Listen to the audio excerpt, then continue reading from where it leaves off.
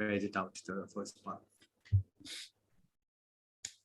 Around the world, India has long been known for its ancient spirituality, Gandhi's non-violent struggle, extravagant weddings, cricketing prowess, and glamorous Bollywood weddings, movies. All of this contributes to India's global appeal and its attractiveness to outsiders. A phenomenon savvy foreign policy analysts label as India's soft power. In recent decades, India has struggled to keep up with the inexorable growth in economic and military might of its arch-rival China. This has drawn attention to one area where India might be better positioned to compete with its northern neighbor, that is cultural and moral influence or soft power. Many observers have noted a marked increase in India's soft power under the Modi government, thanks in part to his push for greater engagement with Indian diaspora, successful vaccine diplomacy, various overseas disaster relief and rescue operations, reclaiming of yoga through International Yoga Day, among other initiatives, and multifaceted cooperation with US, Japan, and Australia under the Quad framework. They point to the Prime Minister's much publicized international tours and grand state receptions in foreign capitals as proof of India's growing importance. However, this rosy outlook seems to be contradicted by India's precipitous fall in the Global Soft Power Index as reported by Brand Finance. It concurs with steep falls for India in other key metrics published around the world, including UN's Human Development Index, Economist's Democracy Index, RSF's Press Freedom Index, and World Economic Forum's Gender Gap Index. All of these point to an entirely different story. India's moral standing is waning in the eyes of the world. Therefore, we are faced with a sharp dichotomy of views on India's soft power. What exactly is the reality here? Is India's soft power rising or is it waning? To explain this paradox, we have a panel of eminent experts with us. Please allow me to introduce them.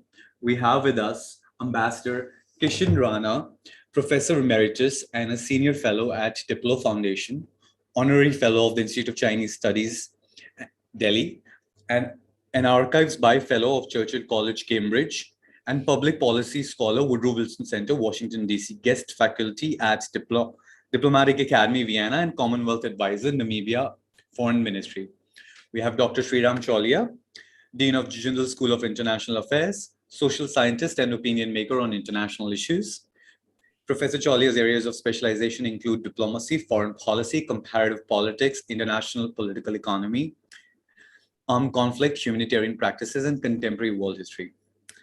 We have Ambassador Vishnu Prakash, career diplomat, foreign affairs analyst, advisor, and columnist specializing in Indo-Pacific region.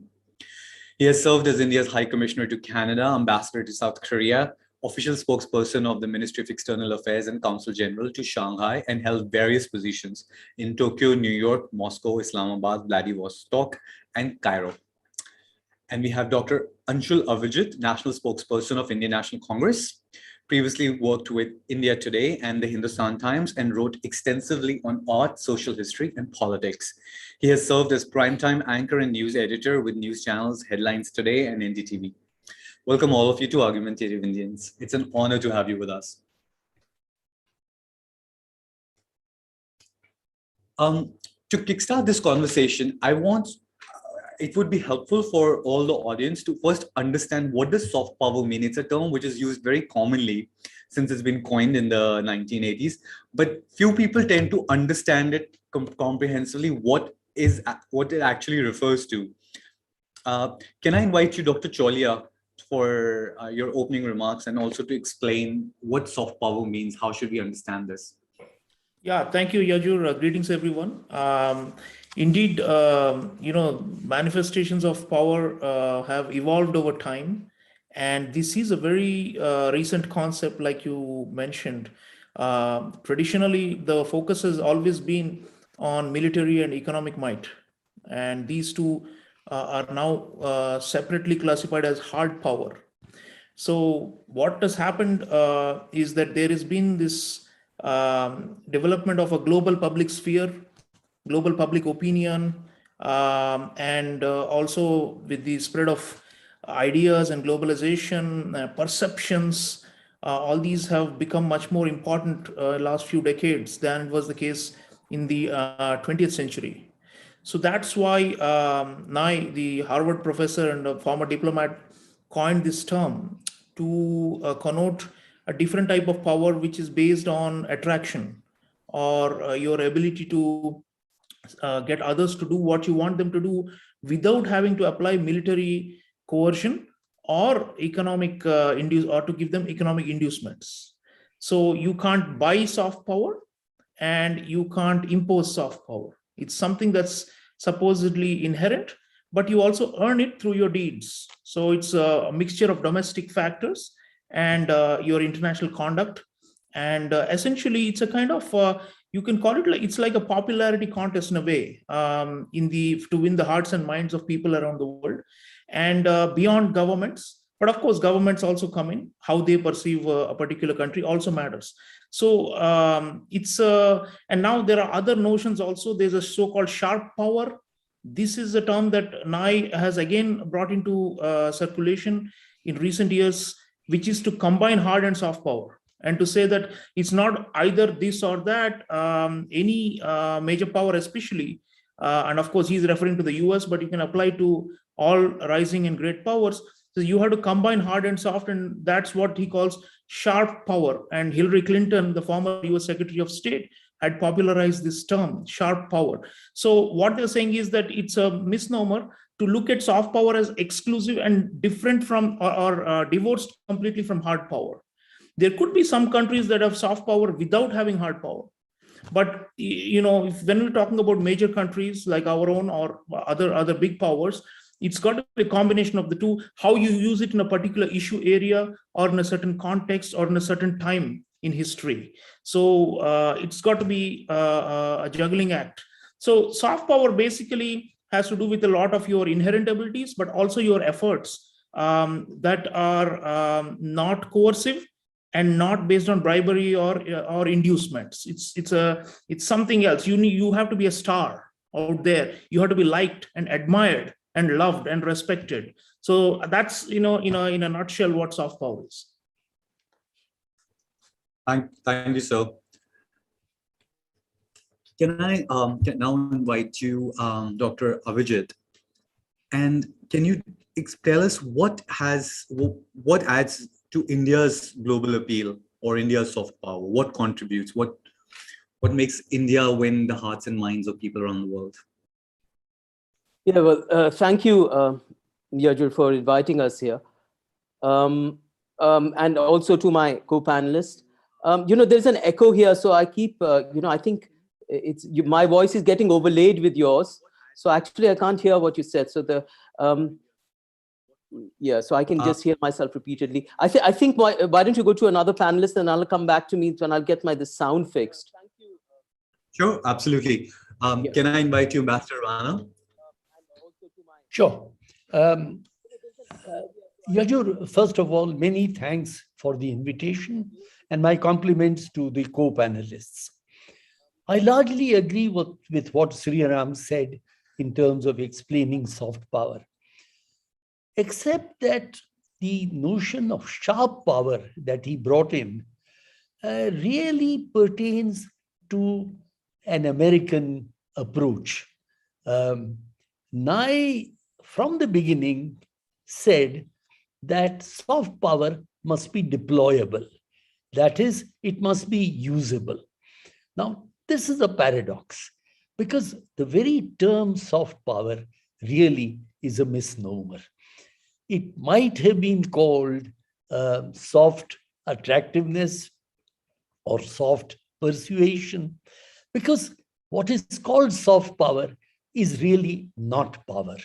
It is an ability to attract, ability to entice, ability to make yourself be liked by others. Now, how can you operationalize that? And when you do that, you end up with some rather crude actions. And I'll be happy to give you examples as we move along. But I want to add one vital point. And this is an elaboration that was brought in by a scholar by the name of Ilan Manor. Now, for those of your listeners who are interested, let me give you a little fact. The University of Southern California, USC, has a fantastic PD hub. It's called the Public Diplomacy Hub. If you Google Public Diplomacy Hub, you will get to this. And you have loads of free information available, articles, material. So anybody who's interested, see this. Second point, soft power connects with two other concepts that emerged at the same time. One of them was called the country brand. And the third one was public diplomacy. Now, very often these three are used in an interchangeable way, and that also causes confusion, even to students that I teach. In essence, soft power and country brand are outcomes. That is, they are things that happen because of other reasons. It may be yoga, it may be history, it may be culture, attractiveness of music, etc. All these add also to your country's brand. Now, Yajur, you mentioned several times indexes and how these are measured. I have to tell you, my friend, that these indexes, most of them are bogus. The brand index that you mentioned is really an attempt at marketing by a bunch of people who are out there to sell consultancy services. So the only index that in my eyes, and I've studied this for 25 years plus, the only index that has real merit is the one that is run by the University of Southern California and an entity that is called, and it'll come to me in a minute, there is a consultancy enterprise who work with them. And that is the only moderately reliable brand index that we see, which soft power index, in which I would attach any faith. I'll have a few other things to say later on, but thank you very much.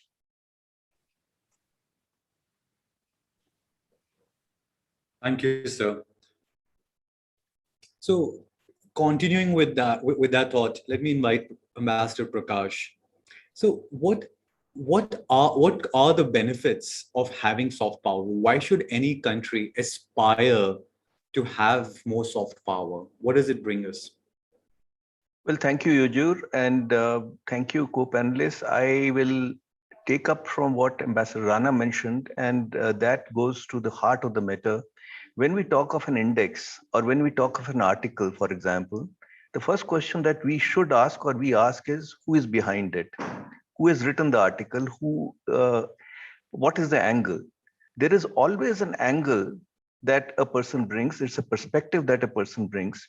And I'll come to your question in a moment. What I find is that of late, there is a kind of a cottage industry that has developed in certain capitals, certain publications, certain sections of the intelligentsia, India and abroad, who would love to bash India, or let me say, who love to bash the current government.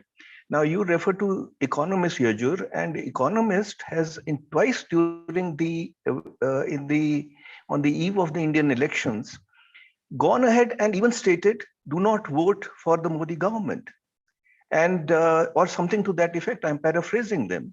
So you have agencies with a political agenda. When you talk of these indexes, then I can also quote the Lowy Index, Lowy Institute of Australia, which has a diametrically opposite viewpoint. So first of all, as far as the indexes are concerned, or if it suits us, what serves us, we adapt, we accept. What does not, we move on. And as I said earlier, nothing succeeds like success. What works is, as far as I'm concerned, soft power. Now, what is soft power and what is the attractiveness of why soft power? It is basically attraction. It is basically to make your point of view palatable. It is basically now how do I see soft power, first of all? And in very simple terms, I see this as a country's or a region's cultural and economic power. By the way, economic power is a commonality between hard power and soft power. Military power plus economic power is hard power. Uh, Cultural power plus economic power is soft power. Uh, so it is basically a country's or region's cultural and economic power which can influence the approach, policies, preferences, lifestyles, behavior patterns of other countries. I would not go to the extent in my own judgment to go to extent of including political values in soft power. I mean, if you're talking of political values, then there is our mighty neighbor, which should whose soft power should be zilch, but that is not the case. Now, economic power and cultural power are complementary in my view and reinforce each other. I would go a step further. It is the economic power which helps showcase and popularize the cultural power. If a country is poor, if a country is not well off, they may have a cultural heritage, but it is not very attractive. Now, even in the first 50 years of India's independence, we had a limited ability to showcase our cultural might abroad. And there was not much of an interest towards India. Today, it's no surprise you talk to a Fortune 500 company CEO and he will say namaste. Now, why does he say namaste? Because it is, as during the Bill Clinton election, the slogan was, it is the economy stupid. I mean, it is at the end of the day all about the economy. If you are economically strong, and as India's cultural power or soft power has been increasing in direct proportion to India's economic growth. And economic growth basically means more contacts, more meetings, more exchanges, and hence the attractiveness. But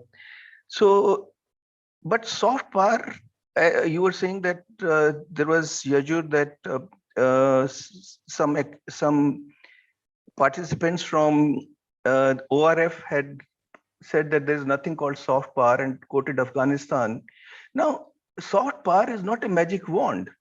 It is not that it will be effective at every place. I mean, it is an instrument. Not everybody will be attracted by soft power. I mean, yoga may be attractive for some, may not be attractive for the other. So that is how I would describe the soft power to begin with. And I think we have a very rich cultural heritage, and the economic growth has been a force multiplier as far as soft power is concerned. And last point, our diaspora, especially in the Western world, have projected India's soft power very effectively. Bollywood has projected India's soft power very effectively, except that my good friend Justin Trudeau took the Bollywood attires a bit too seriously and overdid it. But other than that, that is how I look at soft power. Yajur. Thank you, sir. So two things I want to highlight because we want to dive a little bit more on that. You said political values don't matter so much in soft power, given the example of China next door, which is clearly an autocracy. And then you said that cultural power tends to follow economic power because intuitively you have the economic wherewithal to broadcast your cultural values. I want to build further on this. So there has been a view that even when India became independent, when it was extremely poor, lacked resources, still India was giant when it came to international diplomacy. And India mattered in international capitals and international treaties. However, now when India is so much more richer, has so many resources at disposal, large pharma industry, software industry, thriving startup scene, and one of the world's most famous film industries, it is a minion when it comes to international diplomacy. So I want to understand, is that view entirely incorrect? Have we actually become much more powerful at an international level, especially focusing on the diplomacy angle as instead of the other aspects? So let me bring in Dr. Avijit to opine on this. Sorry for that little hiccup earlier. A very, very important and relevant question here. So I completely endorse Ambassador Vishnu Prakash's point that soft power today is mainly to do with economics. And if India is an economic powerhouse, it's going to continue. Also, I agree with the point that, soft power, the definitions of soft power, that it's persuasive, it's non-coercive, it's in a way, it's an act of seduction. You make other people admire you for what you have.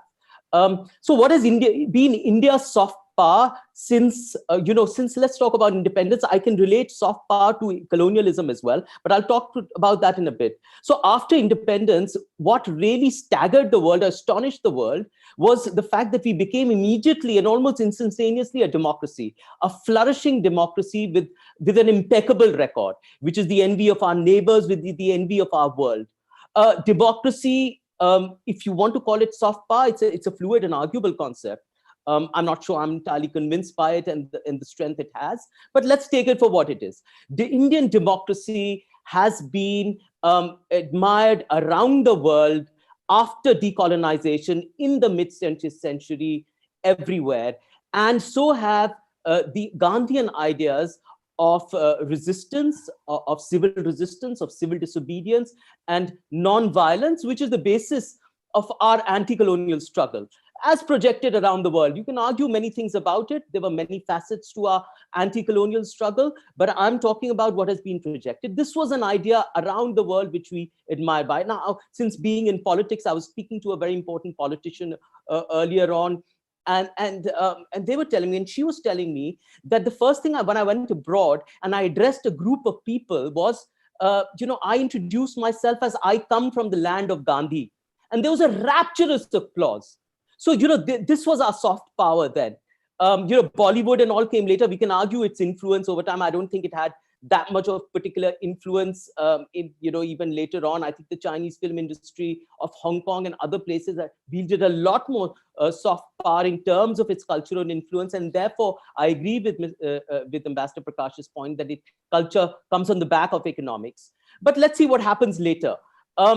So soft power is also, can easily, meld with non-soft power, which is coercive power. For example, a very famous example that I was reading about before this was when Bush said, in the war on terror, either you're with us or you're with the terrorists. So he made it black and white. He didn't use any kind of coercive sort of diplomatic agenda to oust those who are not with you, who had a much more nuanced view. But he clearly said that I can do parallels with India as well, clearly under the Modi regime, because a lot of your introductory remarks was about the Modi regime. And here it's about, listen, either with the BJP or you're anti-national.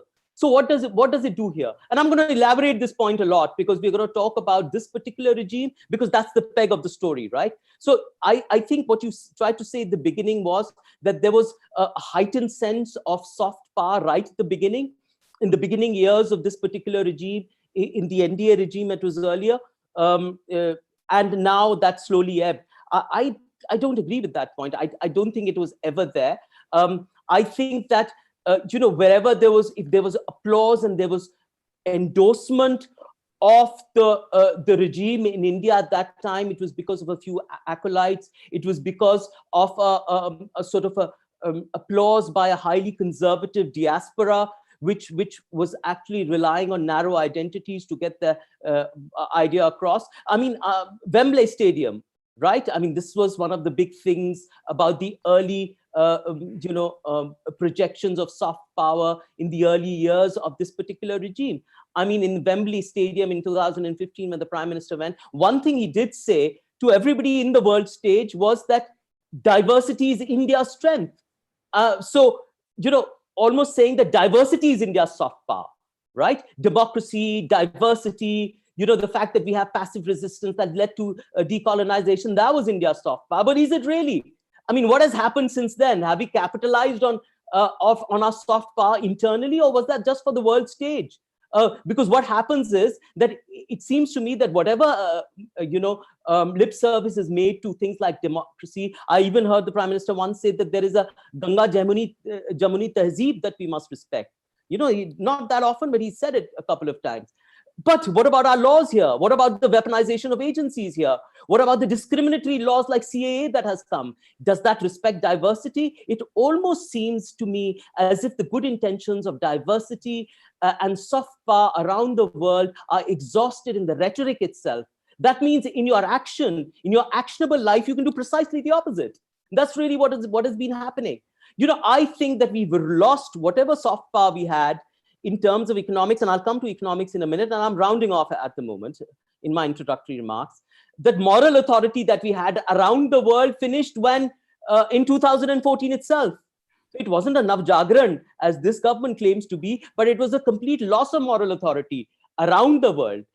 And what led to that? It was a diminishing of our economic power around the world that even led to it. I mean, our GDP has, and this is where soft power cannot be quantifiable, right? It cannot be measurable, as he said. But GDP can. Our inflation figures can.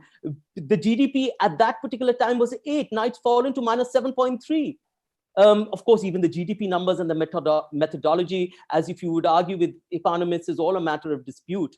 But by and large, we can say that there are a number of negative figures that are coming in, which suggest that the economy has collapsed because of this government's macroeconomic policies, right? The second point is that, well, look at the laws that are being made in India.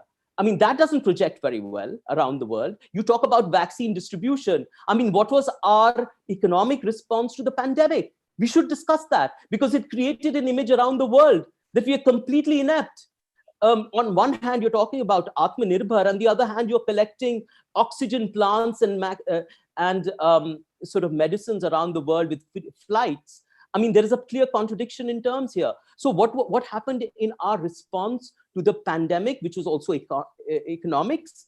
Did we give enough sort of fiscal stimulus to the poor who really needed it? Did we focus too much on monetary policy and supply side economics? What happened to that? And then also the weaponization of our agencies, of our laws. I mean, UAPA, or a National Security Act, is used to arrest cattle traders in UP. That is what is happening at the moment. So what can be the soft power around the world if that happens? It didn't do us any good that during the second wave, Yajur, that these funeral pyres that were burning were photographed in front pages of all the time. So it didn't do us any good, and there was concern all over the world. So fundamentally, I would say, your economy is strong. No, everyone's going to talk to you, right? The Prime Minister goes all over the world towards the people in a very, very physical, robust, and enthusiastic style. But I don't know how hard hugs can be an expansion of soft power. I don't know how that is going to be very, very successful in that. You look, all people all around the world, leaders will talk to you, will talk to any elected Indian Prime Minister if your economy is strong. They are interested in Indian economy. They are interested in the demographic dividend. They are interested in the potential of data mining here. They're interested in all things economic demand based. They're interested in India as a marketplace for their goods. They're going to talk to you and they're going to negotiate with you. And when that dissipates, nothing is going to happen. There is a small anecdote when I was studying in university abroad, and a lot of people who travel, business friends who travel and stay in hotels abroad, they told me that in the 90s, when India began to, have GDP growth rates of about 8% in the early decades, the attitude of people in the industry, in the service industry, completely changed towards Indians. When Indians started having billionaires and they started coming in the top 10, the attitude of others completely changed. When they started buying big brands, when Tata bought Jaguar, Indians were buying things all over the world. Economics is what creates that kind of soft power. This is what I'd like to say, as an introduction. I think Afghanistan is a good point. I think we mentioned that, economics means that also your soft power can collapse also immediately. We invested a lot in Afghanistan, but we didn't have necessarily a good sort of grasp of the outcomes in Afghanistan, ports, transit routes, Charbahar port, the roadways, Salma Dam, everything was invested, but look, China took over. And therefore, because China took over, we are moving our strategic interests to the Indo-Pacific region along with the US. So, there is a lot of dynamics involved. It's all very interesting. But I think, yes, economics is the crux of it. No matter even if you have a chicken tikka sandwich in Starbucks or, I don't know, Bollywood hit numbers and the sadhus and the spirituality, God knows what, and the yoga as well. economics is really what is the heart of soft power. Thanks, Dr. Avijit. You've covered a lot of territory, but I think I'll just reiterate what struck out the most to me is that you concur with Ambassador Prakash that economics matters the most when it comes to having and emanating soft power. Where you disagree with him is in the importance of political value. So if you look at the American political scientist Joseph Nye, who coined the term soft power, he broke it down into three aspects: the political values, the culture, and the foreign policies. How legitimate and moral you are, the moral authority a country has in the world. So you attach a lot of importance to the political values that the nation demonstrates, and which is why you believe that in the past we were demonstrating political values which had brought us a very high standing in the world, and that has eroded. But you do not attach that much value to cultural India's cultural power, which is quite astonishing, since India is often quoted in international media as a culture-driven soft power because it sort of lacks on resources and other ends. So let me bring in Dr. Cholia again. So if economic power is the most important, then is it even worth for India to bother with soft power, whether measuring it, tracking it, or talking about it? If hard power, should we just focus on acquiring more military power and economic power and not even worry about soft power, since it is naturally just going to follow that?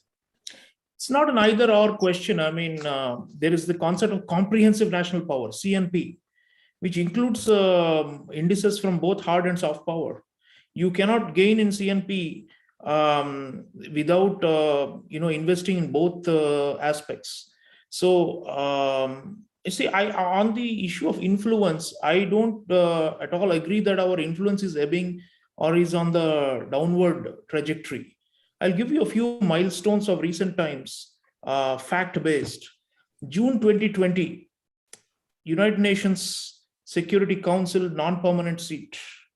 After 10 years, we got it again. 184 votes out of 192 countries.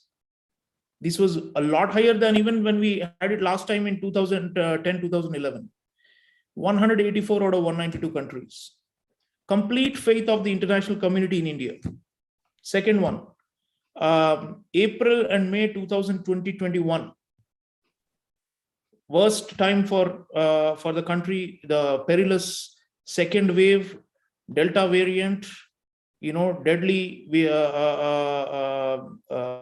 form of the virus, and we all know it was a very tragic time in our recent history.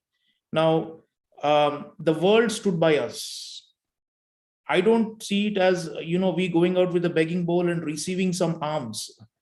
The world actually came spontaneously and delivered so much to us because we had done good to them. And the world works on reciprocity. The world actually, the kind of overwhelming positive support that we got during April and May with regard to emergency supplies, those were really a testament to how much goodwill we had already acquired in the international community. States, as well as non-state actors, private entities, big multinational corporations, all of them believe. In fact, I wrote a piece at the time in Mint arguing that the world cannot afford India to fail. We have become so important and so central and so critical, both from a geopolitical sense and also an economic sense, a kind of a pillar for stability, that had we collapsed at the time. And by the way, when Brazil went through a devastating second, third, fourth waves, there was no such outpouring of global sympathy. Why? Because Brazil had forfeited its soft power through deforestation, through forest fires, through Bolsonaro's non-scientific approach to dealing with the pandemic, unlike our prime minister, who went by the science and did an early lockdown and was recognized to have been very successful in handling the first wave. So April, May, that's the third milestone. November 2021, we are in November. International Law Commission, another important arm of the UN. 163 votes out of 192 votes in the Asia Pacific group. And Professor Bimal Patel, one of our strong legal scholars, has just gotten elected. Again, it's the highest. We outdid even the ones that are seen to be higher in ranking in the soft power in some of these indices, like Japan and China and South Korea. And we got the highest votes. So diplomacy, like you mentioned, for Nai has always mentioned it, is a critical component in making the soft power successful. So there's no failure of Indian diplomacy or of Indian political leadership. I don't think so. And look at the International Solar Alliance. We just got the US to sign on, of all countries. Now we have more than 100 signatories to it. That is another initiative, very innovative and something for global good, showing India at its very best as a leader. So I'm just, I can go on and on. There are many other such concrete events that have happened in the last 7-8 years that show that our stature is actually rising. It's not going down. As far as the liberal critiques about the so-called decline in democracy or the alleged, intolerance towards minorities and all, I see this as a political agenda. I see this as some kind of a, vested interest ideological war that's being waged against us. Look at the zeitgeist. The global zeitgeist has moved in favor of nationalism. It has moved in favor of geopolitical contestation. It has moved in a harder direction. So naturally, every major state has to adjust its approach. And I think Narendra Modi has done that. He has read the cards better than previous leaders. If we had maintained this so-called, liberal order or based on the liberal values, we would have been actually out of touch with most of the world. So in fact, people want India to be assertive. People want India to be, nationalistic. The rest of the world wants India to come to the table and to counterbalance China. How are we going to do it if we are diffident or, there was a time when the previous government, before 2014, there was a minister, Salman Khurshid, and he was asked about, Chinese incursions across the LAC. And he said, it's nothing but an acme that we can just get rid of with applying some ointment. Okay. And at the time, the view was that China is a strategic partner of India. That was the official lingo. So come on, I think we have to wake up and be in tune with the times. And that is when we get more respect. So in a way, what I'm saying is astute deployment of hard power as well as quote unquote attitude on the world stage is important to arrive there. And I think we're doing that. So in that sense, we are loved, we are respected. And it's hard to believe, the Brand Finance or the other one, Portland Communication, both are London-based, consultancies. They often rank China a lot higher than India on soft power. And it's really difficult to understand, given the fact that if you look at the Pew Global Attitude Surveys, that's another major indicator, sub-indicator of soft power. China is universally disliked, especially since the pandemic started. And the disapproval of China is in many countries gone up to 75, 80, or even 85%. People say they dislike what China is doing in the world. We don't have any such disapproval ratings anywhere in any major country, except our Western neighbor.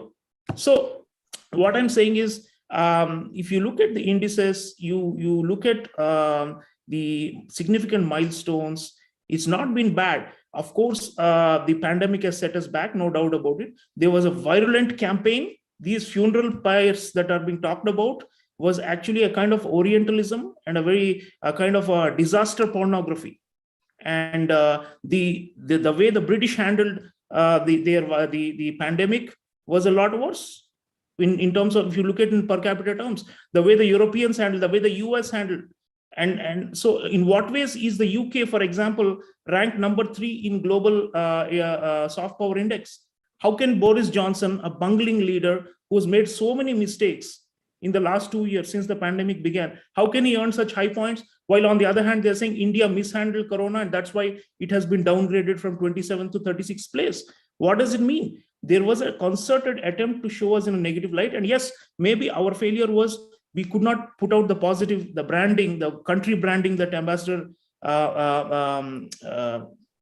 Vishnu Prakash was talking about. Maybe brand India, we could not really convince the world at the time because of all this negative coverage. And I'm sorry to say, there are a lot of people within our own country who are actually fueling this kind of global negative perception of our own nation because of petty political agendas.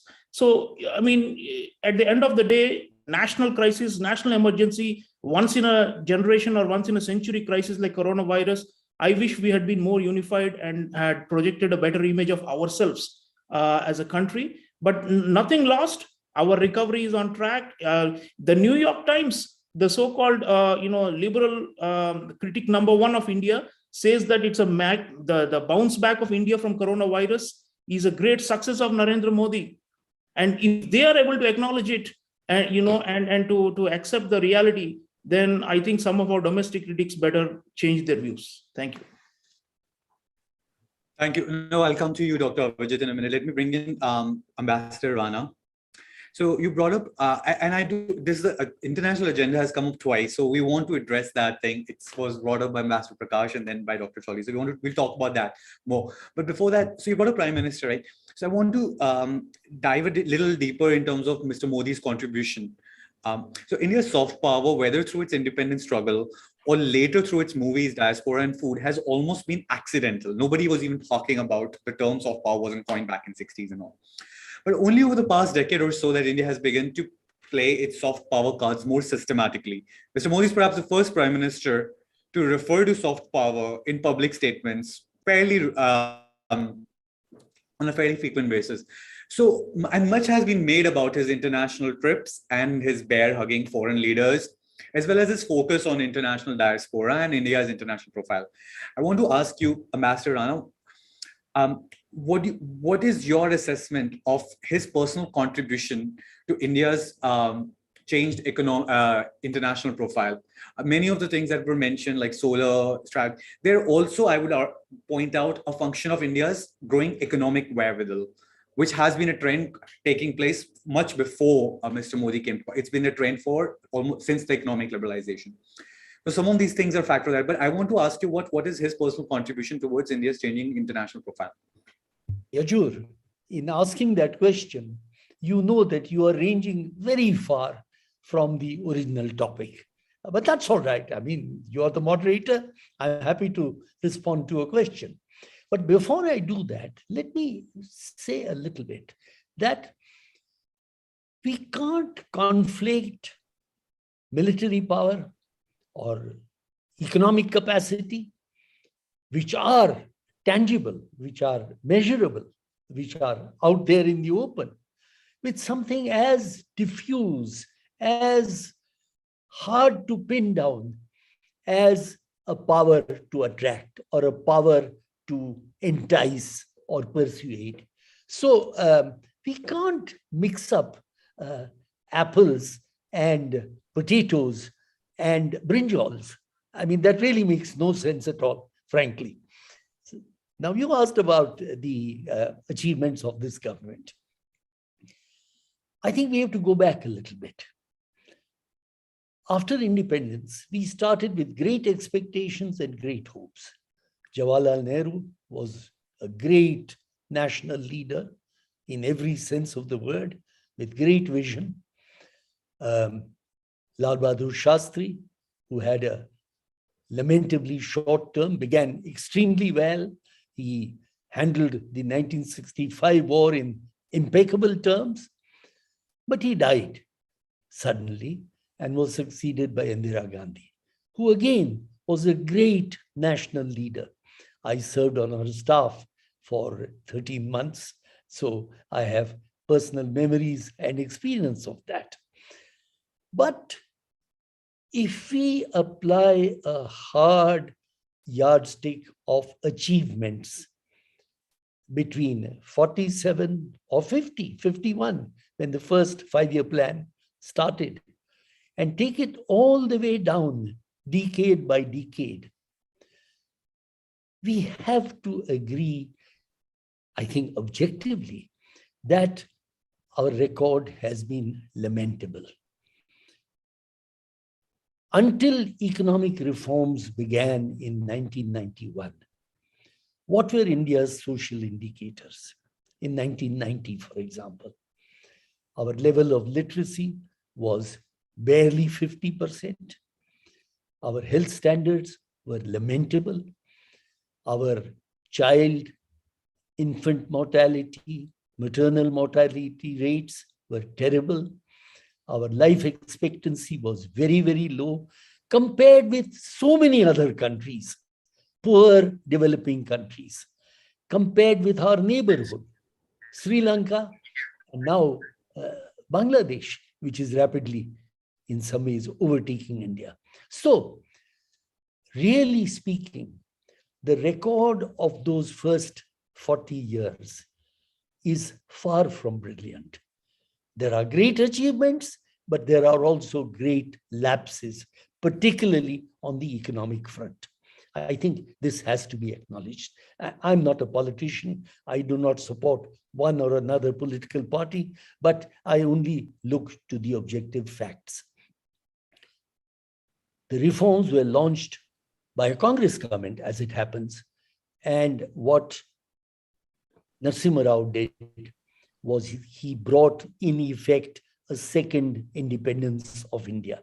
Independence from itself, its over-regulated state, its state that not only told you what you must manufacture, but which technologies and at what capacities. And if you were efficient and produced more, you were penalized.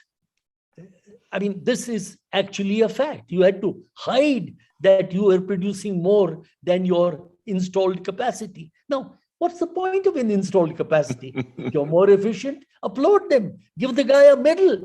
Instead, we say, we threaten him with being cut. Now, these were the absurdities of the license Raj, which we brought to ourselves. We can't blame the British for that, and we can't blame the French or the Dutch or any other colonial entity. So it was a time of great achievements, foreign policy successes, but also setbacks. Now, fast forward to today. I see this government, like other governments, attempting its best in a complex, difficult world. I'm not here to throw stones and say, why didn't they do that?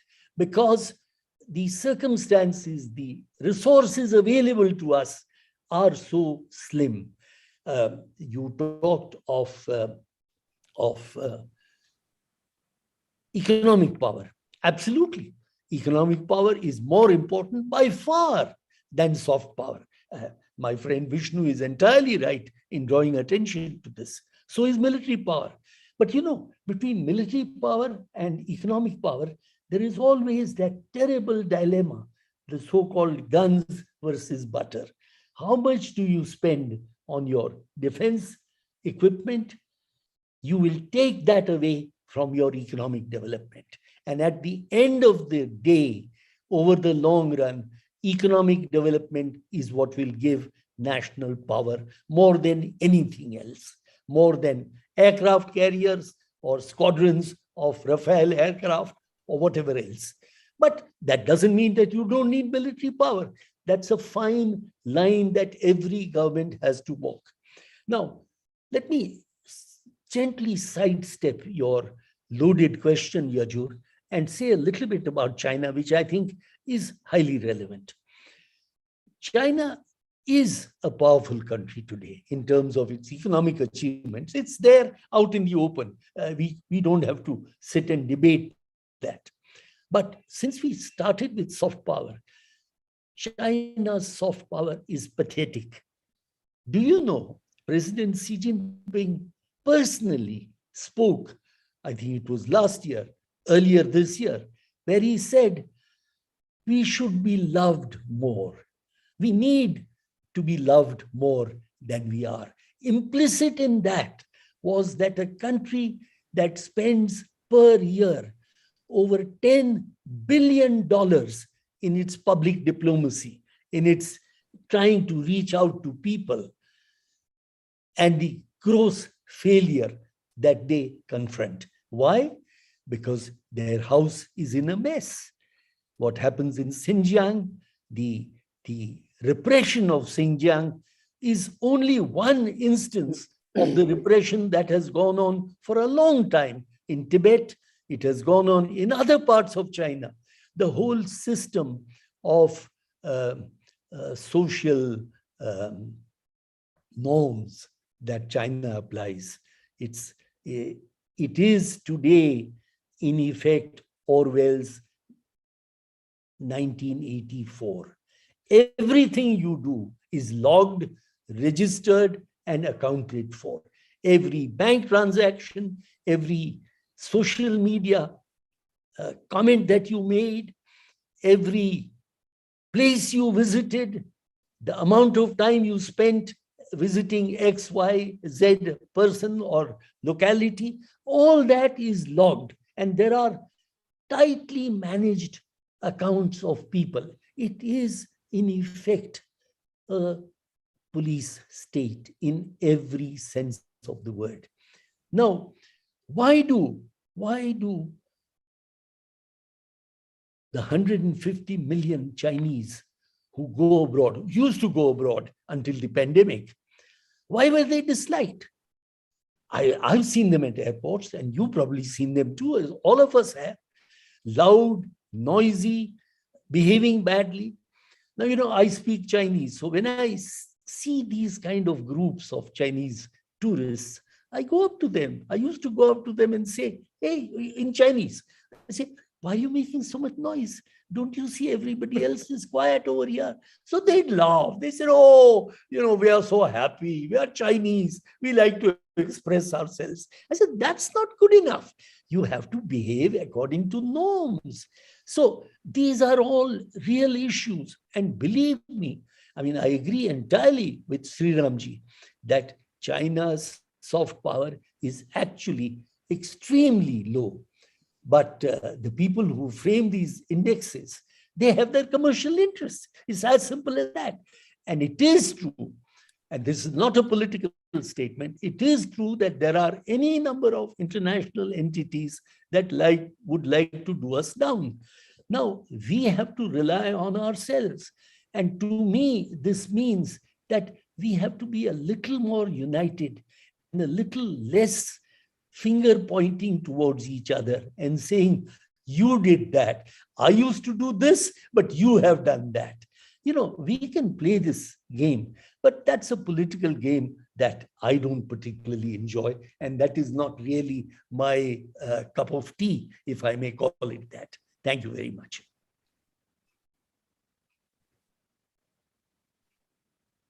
Thank you, sir. So, on China, right? Let's go with what you just talked about. China is disliked a lot, notwithstanding what the indices say. And China lacks in soft power, but China has more than enough in economic and military power, which it seems like the panel seems to give more importance to. Now, I want to flip the question and ask, can India make up in soft power what it lacks in economic and military power? Or to say it another way, can soft power, we all agree that economic and military power to some extent help with soft power. I want to flip it around and ask, does soft power help with acquiring economic and military power? And let me give some examples of why to support my question. So when we look at soft power, cultural attractiveness of a place, does that not contribute to increased inbound tourism, attractiveness of your brands abroad? Why do we see everybody so attracted to brands from London and Paris? Not necessarily because of the quality, or why every company wants to have an office in London, which ends up resulting in a lot of inbound investment for these places. So, and in case of military power, like in terms of alliances, if India were as autocratic as China is, would the European countries who are forming Quad Alliance or Japan, would they be as comfortable forming an alliance with India if India's did not look much better compared to China, if the perception sort of downgrade in that way? So, I'm sorry to interrupt you. I just want to say two words. Absolutely not. Soft power cannot replace military power or economic power, number one. Number two, why are you so seduced by the idea of alliances? We don't want to be allies with anyone. We want, in a multipolar world, we want to be able to deal with everybody. Sorry for jumping in again. I think it's Vishnu's turn. My apologies. No, that definitely, I agree with you. It doesn't replace. My question is, does it contribute? Can it contribute? A place being more attractive, can that help the place? Um, can that help that country gain economically? That is my question. Does it make your company's brands and people more attractive to the rest of the world, which ends up being helping your economic power? Let's bring back Ambassador Prakash.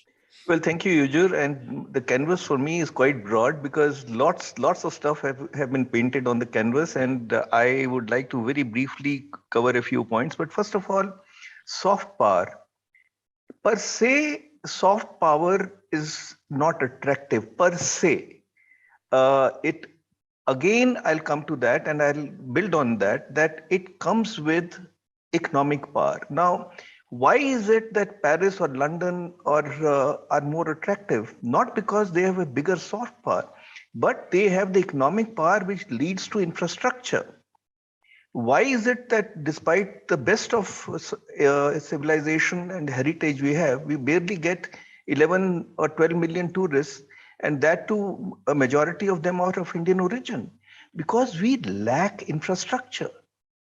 So unless the economic abilities create an environment which is conducive to tourism, have the basic facilities. I mean, you come to India and I'm a very proud Indian, don't get me wrong. All my life I've flown the Indian flag with a lot of pride. I mean, try to travel from Delhi to Panipat and look out by train and just look out from the window for about 10 kilometers, the kind of scene that you see. It is awful. So the experience of, despite incredible India, the experience of a tourist, unless you are an India lover and you are going to ignore the dirt and the grime and so no, I do not agree. I would again say that as far as soft power is concerned, it can be effective if you have the economic power, which makes soft power attractive. Now, as far as Chinese president's desire to feel loved is concerned, he has a very simple formula. I mean, like in the military or NCC, when we used to do, they'll say, "Seedha dekhega, seedha dekh, mujhe love karta hai, to love kar." I mean, it's something like that, people around him would just clap and say whatever he wants to say. After all, when 99.9% of the people vote in a certain way, so you have a certain outlook to life, which may or may not be correct, but the soft power projection of China is effective at times, or because of the kind of money that goes in. Our challenge often is that when we stage, let's say, a cultural event abroad, we are strung for finances. For us, we have to cut corners. When it comes to an auditorium, we cannot take an auditorium which will be very, very central. So there is, again, I'm coming to that you have to have economic power to project your soft power effectively.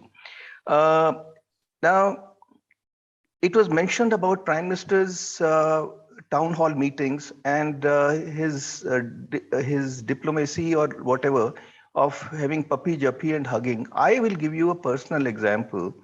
I was posted in Korea as the ambassador when I was literally asked to go to Canada at 2 weeks' notice. And one of the things was to handle Prime Minister Modi's visit. It was mentioned that it is only a section of the population which are very smitten. Now, here in Toronto, we had a packed meeting, a town hall meeting, packed. There was electricity in the air, 10,000 people, pin drop silence.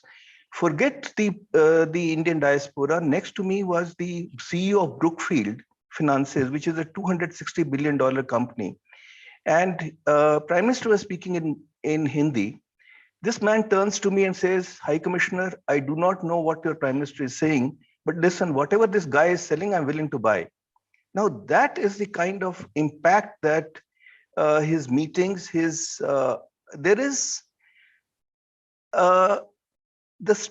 I have been very fortunate to be the spokesperson during Manmohan Singh government. I've traveled extensively with the Prime Minister. I've seen before and after. But the stock of India, I can say without any hesitation, has never been higher. It was mentioned Afghanistan. I would like to know who got Afghanistan right. Not even the biggest power got it right. And just because we had made an investment of $3 billion, which started, not investment, sorry, that's the wrong word. We had extended financial assistance or developmental assistance of $3 billion. That does not mean that we can control the outcome of what happened in Afghanistan. It's all started during the UPA government. The NDA government took it forward. What we have earned is an intangible. What we have earned is the goodwill of the people, which is unprecedented. The pandemic,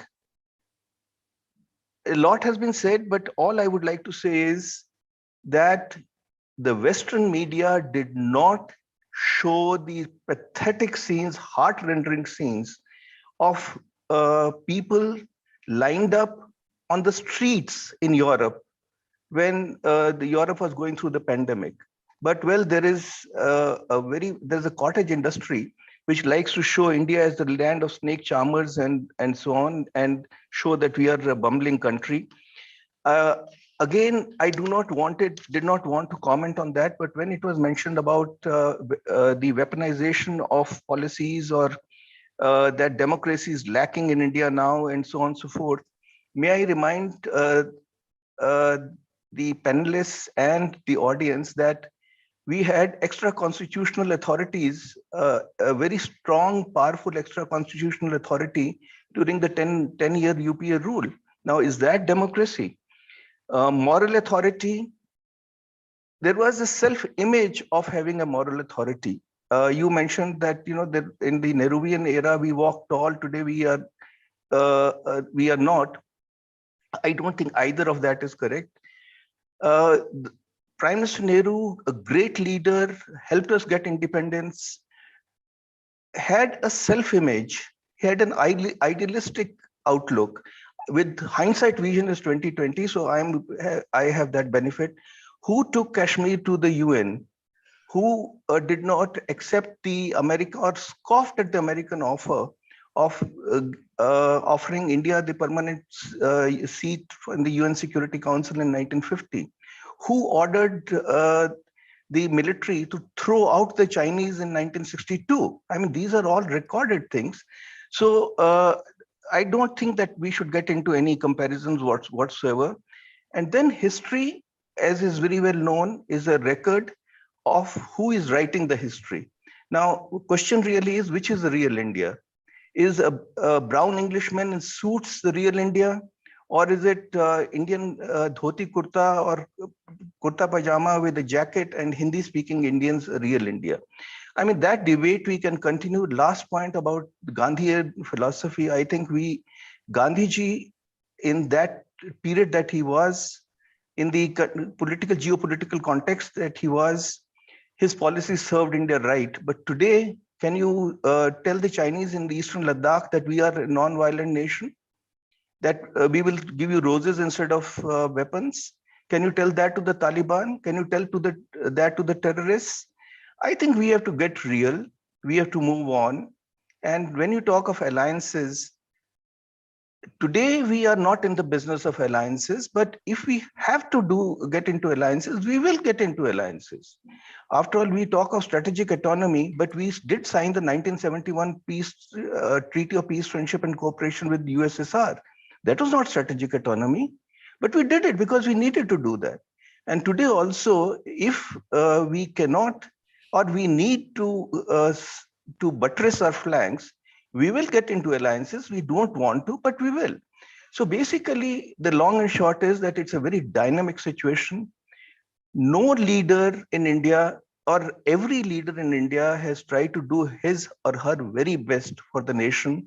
I would completely support what Ambassador Rana is saying, that we have to rise above petty politics and look at the nation. It is, for me, it's very painful when I get into TV debates and find the one-sided picture that is being projected. Every leader has tried his best, and that is what India is all about. Mistakes have been committed. We have moved on. Today, the engines of economic growth have gone sluggish. That is a fact. India's economic development has slowed down. That's a fact. And I think we have to do some course correction. We have to get the second generation economic reforms right. Very briefly, I don't want to, and I'll wrap up here. We say that we want to be a part of the regional and global supply chains. All right. How do you become that? A, you sign FTAs, CEPA, you expand the manufacturing base in the country. Believe me, Ajur, we are the only country in the world, big country, small country, rich country, poor country, English speaking, Bengali speaking, Chinese speaking, Russian, which has a problem with FTAs. I mean, are we unique? It is crazy. We are talking of, we are very proud, and rightly so, that we are 63 on the ease of doing business. I mean, compliments. Some of the detractors say this is bookkeeping. Why? Well, why didn't you do the bookkeeping? But what we forget is 62 countries are ahead of us. Now, that investment dollar does not have any India written on that. They will go to wherever they need to go to. So, I mean, we have to do course correction. We cannot continue like this. And till we get our economic act right, I mean, we'll keep on looking over our shoulders. And as Ambassador Rana said, it's a question of butter versus guns.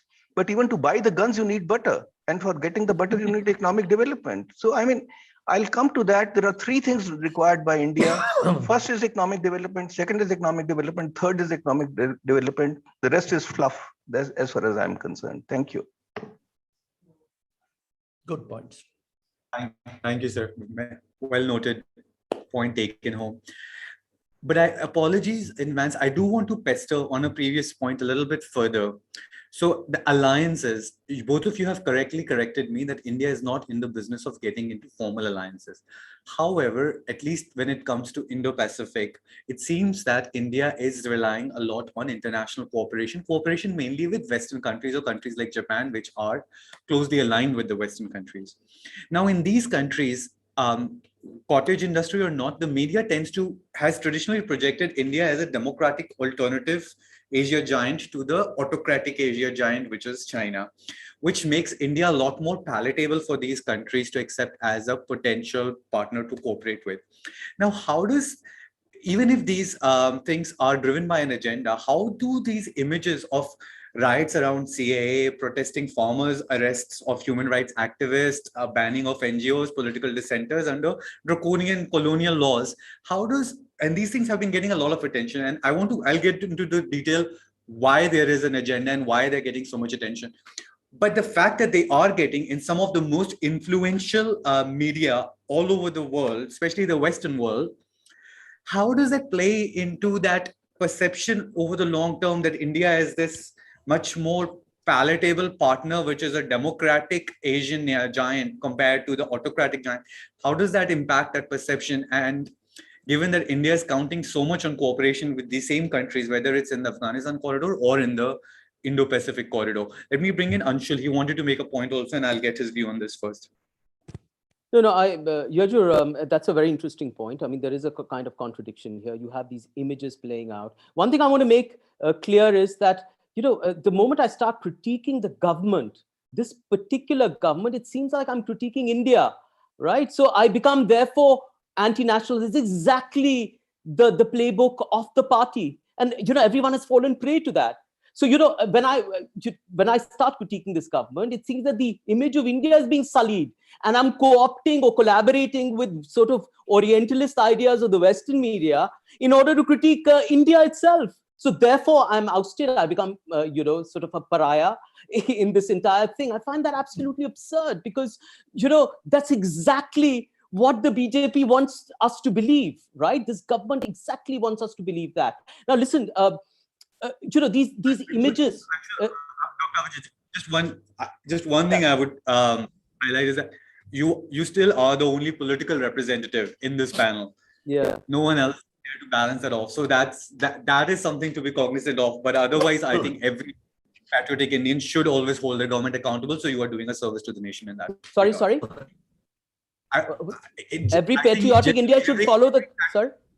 Should hold its government accountable. Every patriotic person should always hold the government and critique the government where it deserves to be critiqued. So there, I think you're doing a Look, service to the nation. So no. thank you. Just Yeah, be yeah, we have an cognizant but I'm not doing a formality because I'm sitting in the opposition. I'm basing my critique on certain kind of fundamentals, which I'll get to.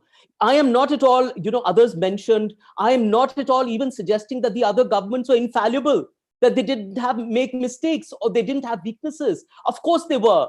There was a number of things that went on to. We've all read our history. We are all very learned. We are all very wise. We cannot be blind to things that happened in the past, but neither can be blind to what has happened in the past 7 years. And I'll give it statistics of that. I'm going to, many of the things that you mentioned, Yajur, in your introductory remarks about, by the way, I should just mention quickly that the ease of doing business has actually been scrapped because they found that the methodology was all wrong. And ironically, the ease of doing business was the only statistic that was quoted by Prime Minister Modi in his mid-election campaigns. Whether it was in Bengal, whether he marveled at the crowds before him in Bengal while the pandemic was raging, it was there, or whether he went to Kerala and next day he went to Tamil Nadu. He said how India has gone up in a couple of notches in that thing. So I want to just talk about the global hunger index, because that is the latest week that has come down. Now, there has been a lot of talk about methodology of that index. The problem is that whenever uncomfortable statistics are posed with the government, whether it's Center for Monitoring Indian Economy, which consistently on a day-to-day basis and then a monthly basis comes out with employment figures, the chief economic advisor will say, no, my God, this methodology I don't agree with. Somehow the government figures, the RBI figures also support that in a different kind of way. They have no answer to that. Today, the industrial figures have come out. They show that they're at a 7-month low because the gross fixed capital formation is at 2018 levels. Now, I don't want to go into economics. I will go into it because this is something that I've done a lot of study of. The economic fundamentals and the macroeconomic policy of the government is absolutely deplorable. Right? Therefore, we are critiquing the government on every single account, and forget about the pandemic reaction that in which the Prime Minister very grandly announced the Atmanirbhar campaign. God knows what that was. Whenever these fatal words were said, it essentially meant privatization of India's resources to the highest bidder. And secondly, what it meant was a loan-oriented economic sort of fallout. All the countries all over the world you want to compare with it had a large amount of fiscal stimulus that went directly in the hands of the poor. And there was a moral purpose to that. There was a humanitarian purpose to that. And there was also an instrumental purpose to that, because when you give money in the hands of the poor, that also stimulates demand, right? If you stimulate demand, your output goes up, jobs go up, capital utilization goes up, and you have increase in employment when people have no money. And you will find that when the poorest of the poor have money on them, they don't save it, they actually spend it. It was a way of stimulating demand. The government did nothing. Our investment in fiscal stimulus was less than 1.5% of our GDP. You compare that with other countries. We perform the worst in all emerging economies. But Dr. We're not discussing economic management here. That is a very important topic. Agreed. But to what extent do you think India's image is impacted by how India economically manages its own affairs? So the other point was made about Orientalism. So what happened was, during the second wave in particular, and this was a culmination of things that happened. The second wave didn't happen automatically. There was a triumphal defeat of the coronavirus. There was an election, and suddenly you have an unprepared government facing a second wave in which, people were gasping for breath. How can we forget that? And we keep praising this government. The members of cabinet members of UP and of this government of the Yogi government came out and said, what's happening? BJP people were critiquing their own government, forget about anybody else. But there was a Orientalist image. That was the word that was used, and a really interesting word was used. And I want to expand on that further, because that will explain what is happening and my kind of view on it. So there was an Orientalist image of India was projected in the world. That was really, it was an image about misgovernance, about despotism. It was an image about a poverty-stricken India dealing with things, how religion irrationally takes over things. That's all Orientalism, about the image of a sort of an Orientalist potentate who kind of, doesn't like any criticism in its wake.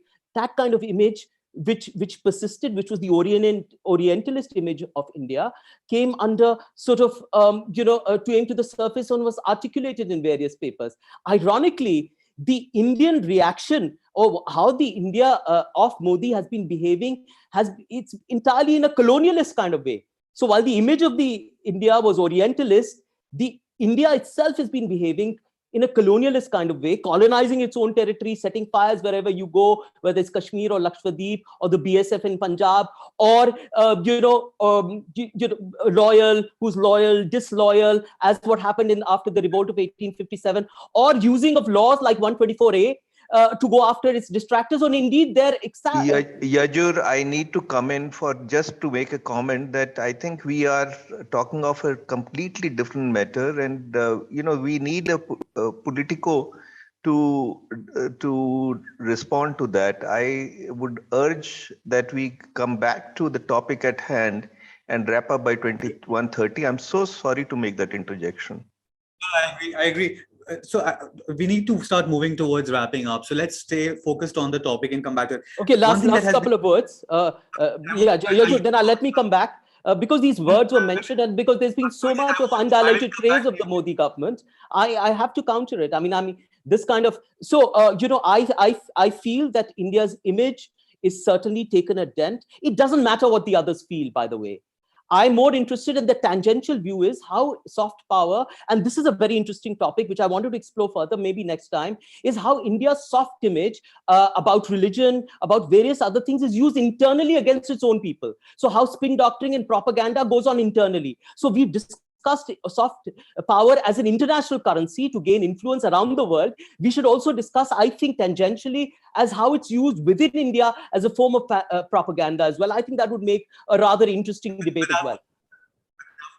Yes, agreed, for another conversation. But I do want to get your very quick, brief view on. So many people in the panel have talked about that there is an international agenda, which is why we see India's ranking falling in all these indices. We should not give too much credence to these indices, as well as to reporting in several influential newspapers around the world where a lot of news is biased against India. I just want to get your very quick take on this bias before I move on to the other panelists, but we have to quickly wrap up in 10 minutes. So please, just very brief. Do you?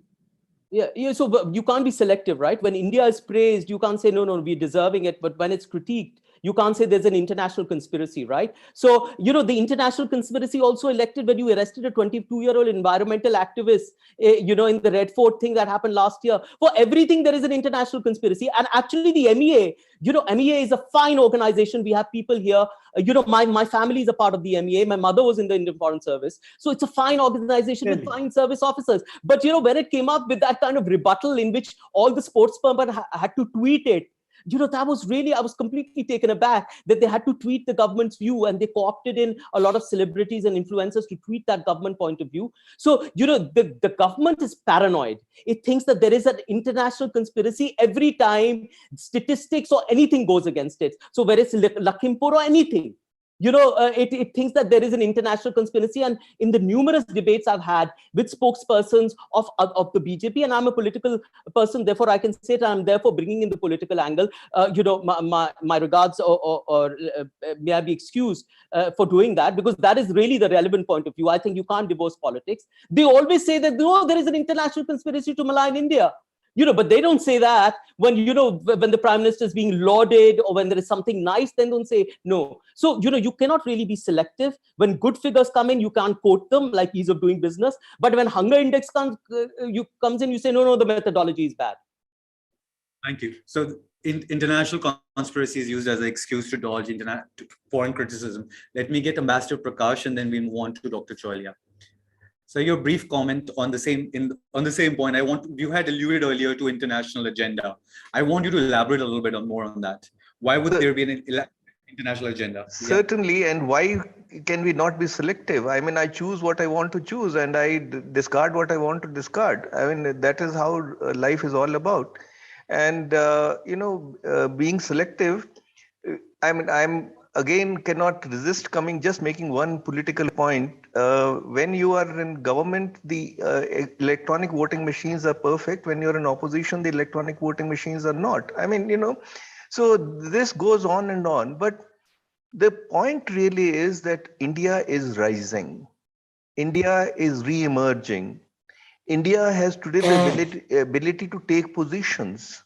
India today is moving away because this non-alignment business cannot continue. We have to make choices. And the choices that we make, some will be right, some will be wrong, will also result in opposition. So as we rise, we will be criticized. But the criticism, if I go into a little more detail, when you see a critical article about India, I always respect and admire critical articles. What I do not like is negative articles. Just look at the author, and you will more often than not, you will find that there will be a certain slant that the author will be bringing. I'm not saying that all criticism is wrong. Some criticism is right. I'm not saying India is perfect. We have aberrations. Point really is that are we going to let small countries, other media organizations with an agenda to stand judgment on India's democracy? I would beg to differ. I think we have our own critics our own media, our own intelligence here, which can turn this searchlight inwards. And I have a lot of faith in India's democracy. It has taken hits earlier. It has survived. It has prospered. It will do again. I don't have any doubt about it. Thank you, sir. But that would have to have the assumption that Indian media is free, as much as foreign media in criticizing the Indian state. Is any media free? Anyway, I leave it at that. Okay. Dr. Cholia, you had mentioned that globally zeitgeist has moved towards nationalism. Then if there is a global move away from liberalism, then why the criticism of towards India? Why India is being criticized for espousing more nationalism?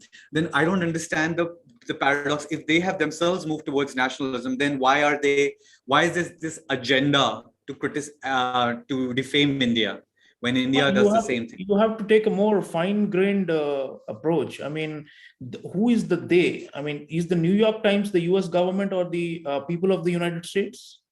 The New York Times is a liberal oligarchic editorial board of less than a dozen people. They determine that line. So yet the most influential in the United States. So, but that's because there used to be a liberal hegemony for several decades. Trump broke it, and Biden cannot revive it. Anyway, the point is the same with the Guardian in the UK. The CNN. They've all taken their political positions. They endorse certain politicians in the world. They hate other politicians, and so they have a hatchet job to accomplish. So they hate India in the current context because they think it's going in the wrong direction. Narendra Modi gets 303 seats in the Lok Sabha, and for nearly 40% or more of the votes in the national elections. The people of India want him to go in a certain way, but the New York Times or the CNN will pronounce judgment on us as to how strong our democracy is or weak. I think this is hogwash. We should not take it too seriously. We should not assume that these are so prestigious. They lost their prestige when they got deeper and deeper into polarization. The West itself is politically polarized internally between the so-called liberals and the populists. So they are channeling that energy onto the whole world and classifying people. The comparisons of Modi with Trump or with Bolsonaro are all totally lousy and lazy comparison. They don't stand scrutiny. Let me just briefly talk about soft power, what we need to do. There are obviously areas where we have not been so successful in enhancing soft power. I mean, one of the things which is a practical thing, which is a need of the hour, and the government is, I'm glad to inform viewers that we are working on it, is the idea of a 24-hour world news television channel of our own, which projects our viewpoints both domestic and more importantly, what's happening abroad. We have a few private TV channels like Vion, which have got a foreign affairs focus, but frankly speaking, they are nowhere in the picture in the global audiences. Very few people around the world watch Vion, or for that matter, any other channel which has got a bit of a more foreign affairs focus. We don't have an equivalent to a CNN or a BBC. So there is an effort going on to create this Doordarshan International, and I hope that this is something that's long needed. We have not had a consistent foreign affairs coverage. That's why we wallow in domestic self-criticism and self-pity way too much. And we've not been able to really project our viewpoints successfully abroad. So this will hopefully fill the vacuum. The other last point is we have neglected our own spiritual organizations. You see, we've got huge followerships for Indian Sanatan Dharma and other such things abroad. There are people who come here looking to find redemption and a new way of life and all those things. So that notion which Swami Vivekananda had, that we have to bring back to the core of our soft power projection. It's not only yoga, our Chinmaya mission, our Ramakrishna mission, our Sadhguru's group, Sri Ravi Shankar's group, Mata Amritanandamayi's group, our Sufi Dargah from Ajmer, the Chishtis. Those are the things that we need to project more. Our diplomats in the past used to not touch them, thinking that it is a secular state and we should not deal with. But now, thankfully, recently, I noticed the Indian Council for Cultural Relations under Dr. Vinay Sahasrabudhe has started an attempt to consolidate all of our spiritual power around the world and to make people, come back to India and want India and to have a part of India in their souls and hearts, and I dare say even in their spirits. So that's the kind of, I'm just giving a couple of examples. There are at least 5-6 practical things we need to do to be able to be more effective in soft power projection. We are not perfect. I agree with colleagues. We have done well, but we are not perfect. And there's a long journey for us ahead to become a soft power superpower. I have to move on to Master Rana. I have to just very two quick counterpoints. Don't you think it's a bit too late for channel now that most of the younger generation around the world is cord cutting? They don't use television as their source of information, but consuming much more organic content through YouTube and other sources. And secondly, the spiritual soft power, would it be inclusive of all of India's religions, or would it be of the majority religion? Because that would entirely change the end result that we would obtain globally. Yajur, with 2 minutes left, I will try and sum up in 1 minute. First, yes, sir. I think the idea of Doordarshan International is a mistake. Who's going to watch it? Let's be honest. Second, spiritual projection. Let's leave it to the spiritual organizations. They are competent. They know what to do. Let's leave it to them. Let's not try and synthesize them into a Sarkari program. I want to, in a way, I sympathize with Anshul. I didn't know that he is a member of the family as a son of somebody who represented India in the diplomatic service. Anshul, I really do, honestly, sympathize a little bit for the unenvious position in which you are cast as the only political person who obviously has to present a political perspective. That is normal. But you're a tough guy. I'm sure you know how to handle yourself. You don't need my sympathy. But I do want to agree with my friend Vishnu, with Sriramji, with Yajur, and with Anshul on some respects, that it's good to talk about these things. It's good to discuss them. And Yajur, last point, have a discussion on FTAs and a discussion on what a huge mistake it was to walk out of RCEP. Yes. We shouldn't have done that. But I'll stop there. Thank you. Thank you all of you for joining us for this session. This was extremely enlightening for me and hopefully for all involved. Thanks a lot again. Hope to have you again with us.